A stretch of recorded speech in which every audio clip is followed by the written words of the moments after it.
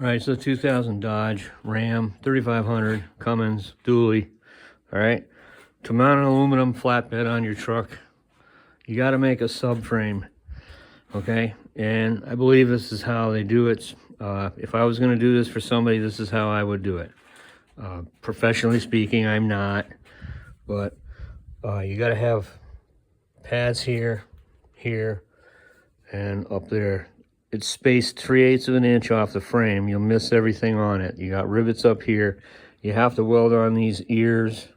You run this tubes. This is 2.5 inch tubing down the whole length.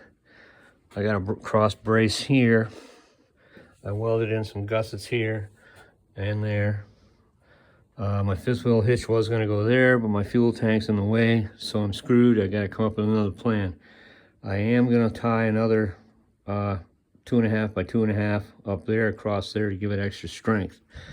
When I put these bolts, when I bored these holes, I bored a 7/8 hole and I put a sleeve in this tube and I welded it in there. And these bolts, when they crush down on top of here, this ain't going to crush the tubing at all. It's not going to distort it or anything. So if you're going to put an aluminum flatbed on your truck, this is how you got to do it. It's a lot of work. But this is really the way to do it. I'm not a professional, but if I was going to do this for somebody, that's how I would have to do it. Build a subframe.